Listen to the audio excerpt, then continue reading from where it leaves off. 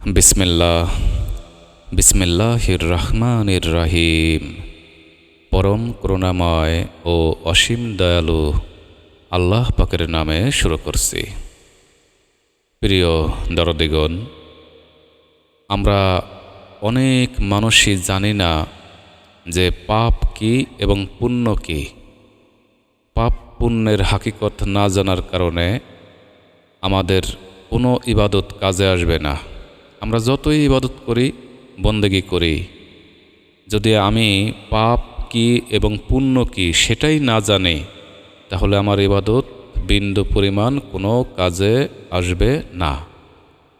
কেন আসবে না? তার কারণ হলো, দেহের মধ্যে পাপকে সঞ্চিত রেখে দেহের বাহিরে যতই লেবাস পরি, যতই ইবাদত করে থাকি, যতই আল্লাহ তাআলার কাছে মাপ চেয়ে থাকি, ক্ষমা চেয়ে থাকি, ইবাদতে কান্নাকাটি করে থাকি, যত প্রকারের ইবাদত আমরা করে থাকি না কেন, যদি দেহের ভিতরে পাপ সঞ্চিত থাকে, তাহলে দেহের বাহিরে ইবাদত করে কোনো লাভ হবে না। শুধু শুধু পরিশ্রম হবে, কিন্তু কাজে আসবে না। তাই এই দেহের ভিতরের পাপটা কি, তার হাকিকত জানতে হবে। আবার পুণ্য কি, এই দেহের ঘরের মধ্যে পুণ্য কি সেটা জানতে হবে। যখন কোনো মানুষ পাপ কি সেটা জানতে পারে, তখন সে পুণ্য কি সেটাও বুঝতে পারবে। কারণ পাপের বিপরীতই হচ্ছে পুণ্য। যাই হোক, এই বিষয়ে আজকে কিছু কথা বলার জন্য চেষ্টা করব। চ্যানেল মুক্তার সাইজি।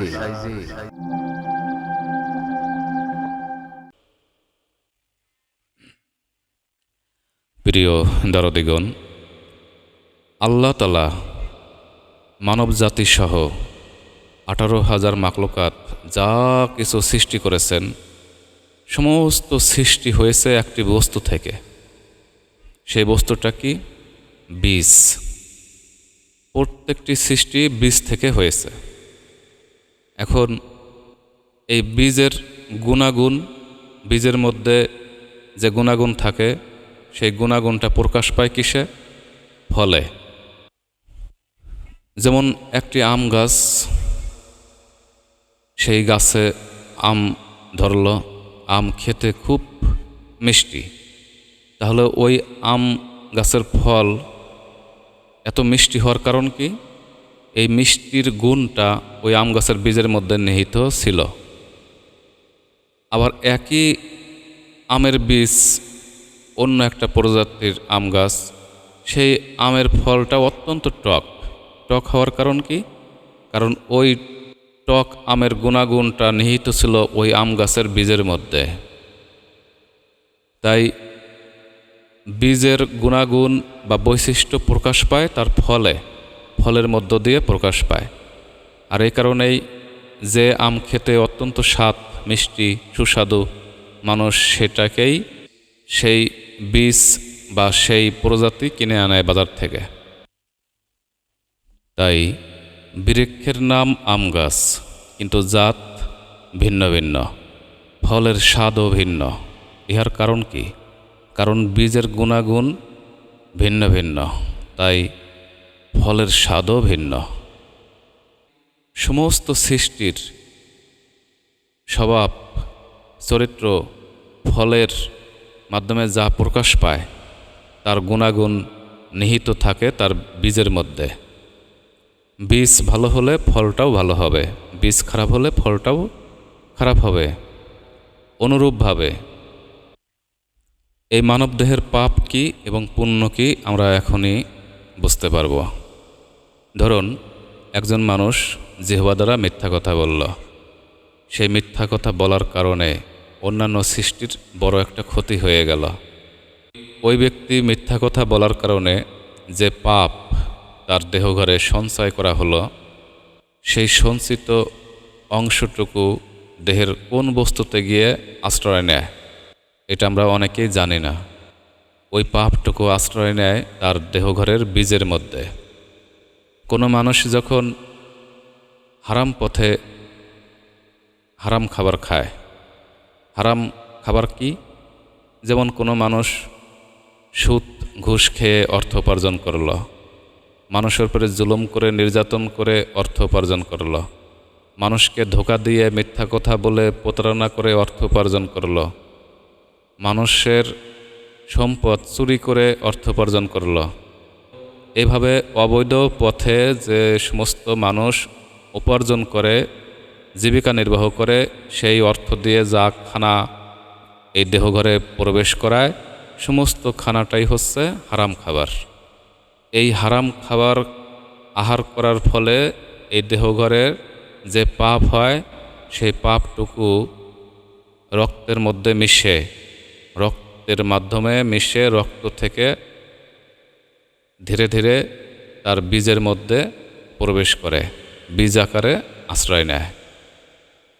কোনো মানুষ যখন এভাবে হিংসা করে, অন্য মানুষের প্রতি অহংকার করে, অহংকারে লিপ্ত হয়, এই হিংসা অহংকার করতে করতে মানুষ যখন দানব হয়ে যায়, সে পাপিষ্ট হয়ে যায়, সেই পাপের অংশটুকু রক্তের মাধ্যমে দেহঘরের বীজের মধ্যে গিয়ে আশ্রয় নেয়।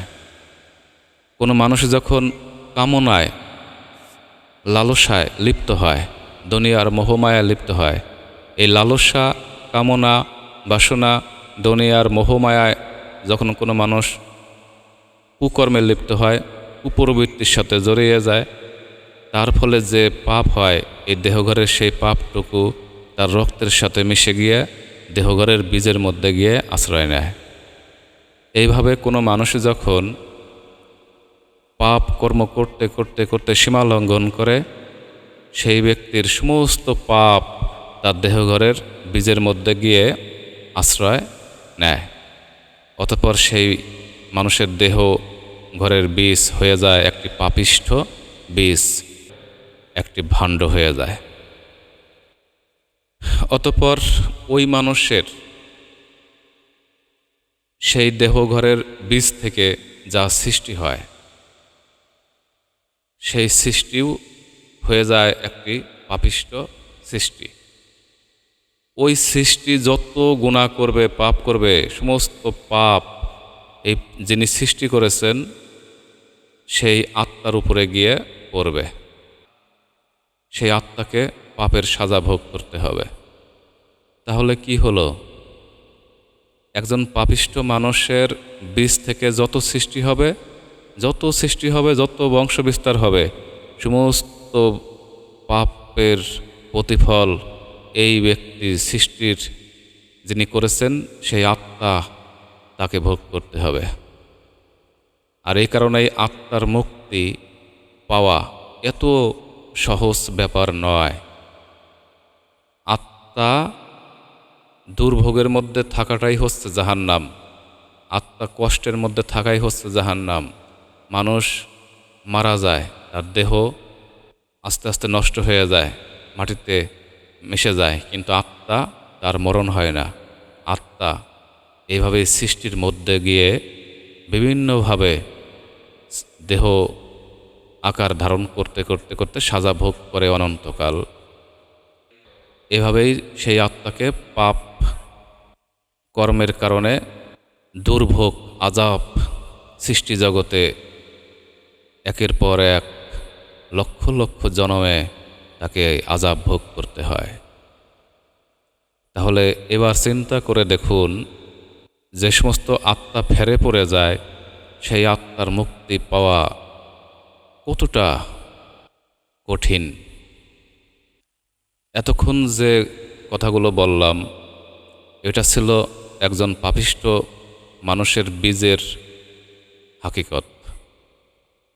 এবার আসি, একজন মানুষ যখন সামান্যতম পাপ করে, মানে কিঞ্চিত পাপ করে, যেমন কিঞ্চিত অহংকার করলো কারো প্রতি, কিঞ্চিত হিংসা করলো কারো প্রতি, কিঞ্চিত দুনিয়ার বাসনা তার ভিতরে এসে জায়গা নিল, এই পাপটুকু তার দেহ ঘরের বীজের মধ্যে গিয়ে আশ্রয় নেয়।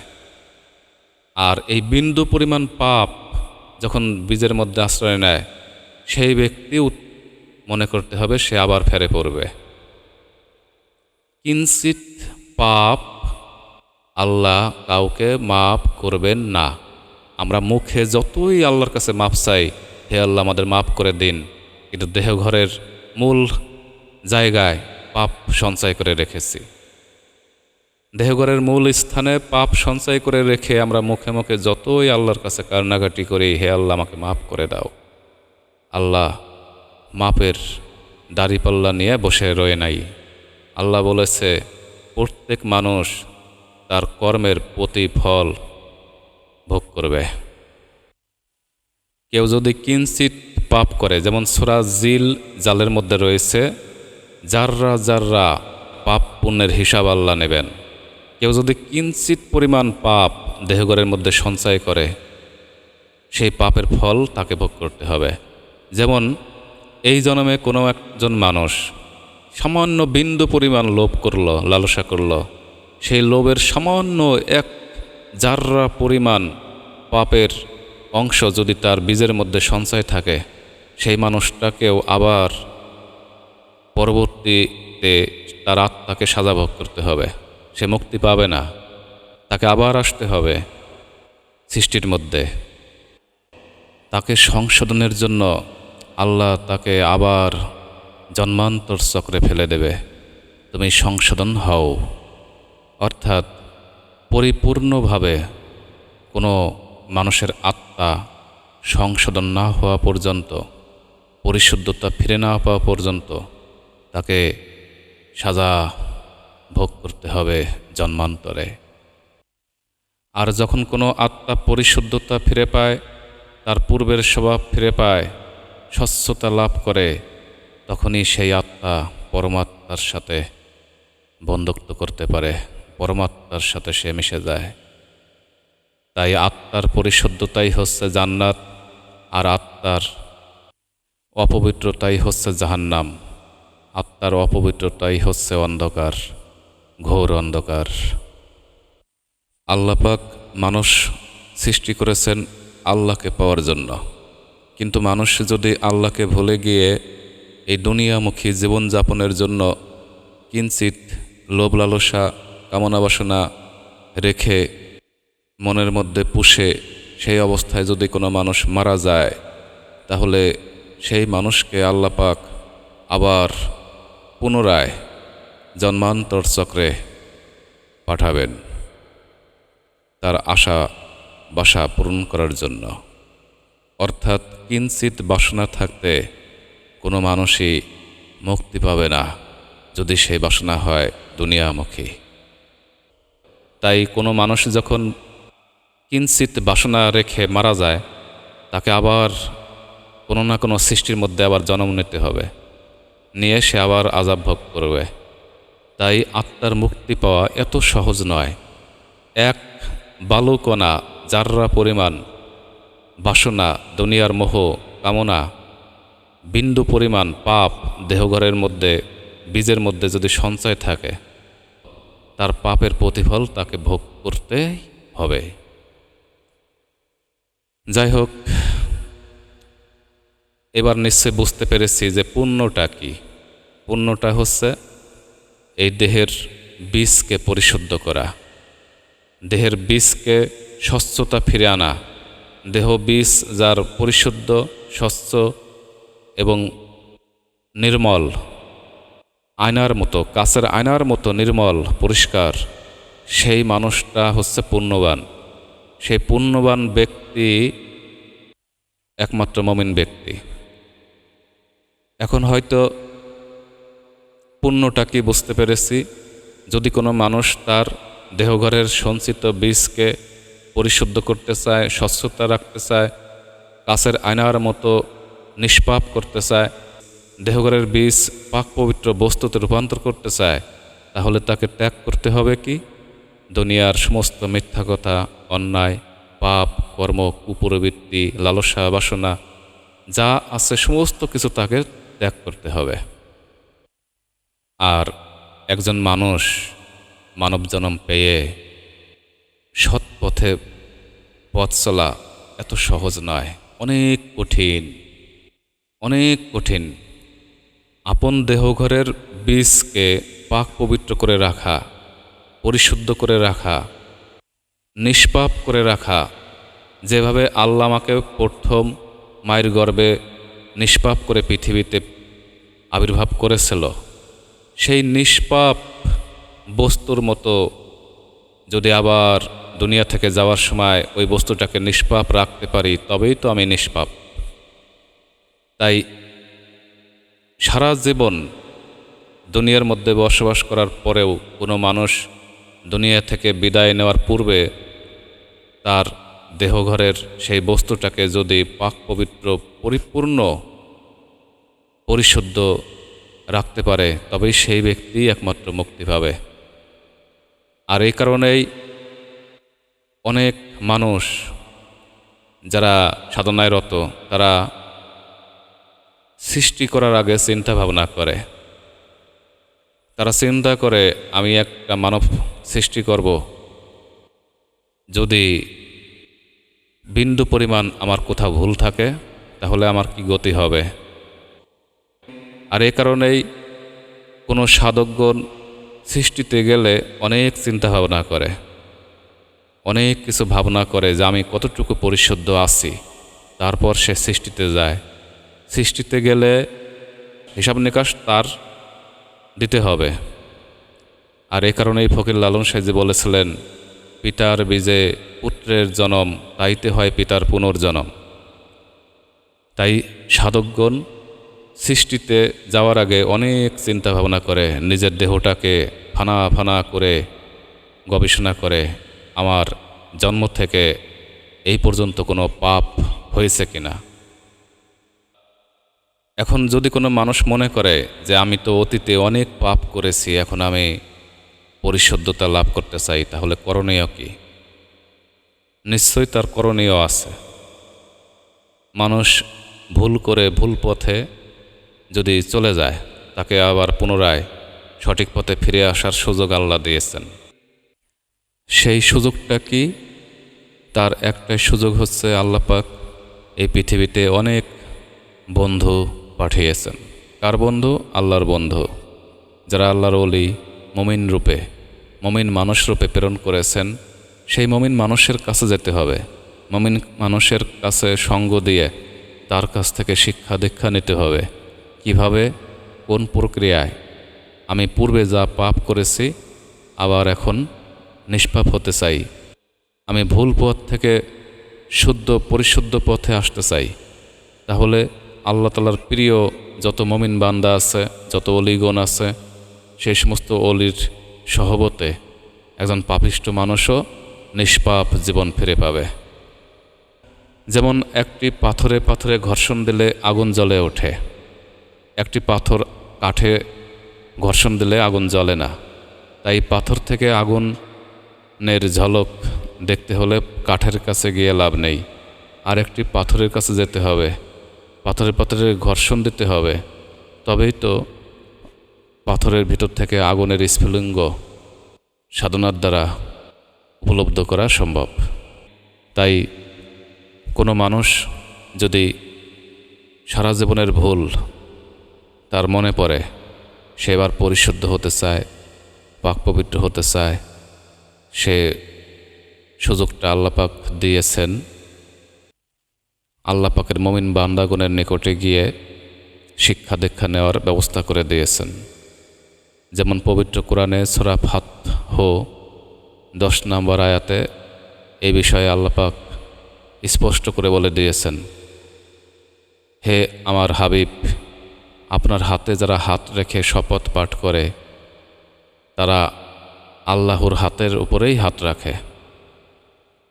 তাই এই বায়াতের প্রক্রিয়া, শপথ পাঠ করা, মুমিন মানুষের হাতে হাত রেখে শপথ পাঠ করার মাধ্যমে যদি কোনো বান্দা চিরতরে পরিশুদ্ধ হতে চায়, তাহলে সে পূর্বের পিছনের সমস্ত গুনাহ আল্লাহ তার মাফ করে দেবেন তার প্রিয় বান্দাগণের ওসিলায়। তাই কোনো মানুষ যখন অতীতের সমস্ত পাপকে মুক্ত করতে চায়, মানুষ পরিশুদ্ধতা লাভ করতে চায়, তাকে অবশ্যই একজন মুমিন মানুষের কাছে গিয়ে শপথ পাঠ করার মাধ্যমে তাকে শিক্ষা দীক্ষা নিয়ে কর্ম করতে হবে, আমল করতে হবে, তবেই সারা জীবনের ভুল সে মাপ পেয়ে যাবে। তার আত্মার মুক্তি হবে, সে আত্মা আর অনন্ত জন্মান্তরে গিয়ে তাকে আর সাজা ভোগ করতে হবে না। প্রিয় সাথীগণ, পরিশেষে ছোট্ট একটি কথা বলে আজকে রেখে দেব। তা হলো, মানুষ যখন পৃথিবী থেকে চিরবিদায় নিয়ে চলে যায়, সেই মানুষটা পৃথিবীর আর কোনো কাজ করতে পারে না। তার সাংসারিক কাজ, দুনিয়ার ব্যবসা বাণিজ্য কোনো কিছুই সে আর করে না, পারে না। তাহলে প্রত্যেকটি মানুষেরই ভাবনায় থাকা উচিত, এই সংসার, এই বাড়ি ঘর গাড়ি অর্থ টাকা পয়সা সম্পদ এত কিছুর মধ্যে মায়ায় মহব্বতে জড়িয়ে লাভটা কি? তাই ফকির লালন সাঁইজি তিনি বলেছিলেন, আমি মূল হারালাম লাভ করতে এসে, দিয়ে ভাঙ্গা নাই বোঝাই ঠেসে। আমি মূল হারালাম লাভ করতে এসে। কি লাভ? যাবার সময় সকল কর্ম বন্ধ করে এক অনন্তর পথে পাড়ি দিতে হবে। আর পাড়ি দেওয়ার সময় তার সম্বলটা সে কি নিয়ে যাবে, কি নিয়ে সে অনন্তর পথে পাড়ি দেবে, এই ভাবনাটা প্রত্যেক মানুষের মনের মধ্যে উদয় হোক, এই কামনা রেখে আজকের মতো এখানে রাখছি। সবাই ভালো থাকুন, সুস্থ থাকুন। আল্লাহ আলেক সাঁইজি দয়াময়। পরিবেশনায় চ্যানেল মুক্তার সাইজি।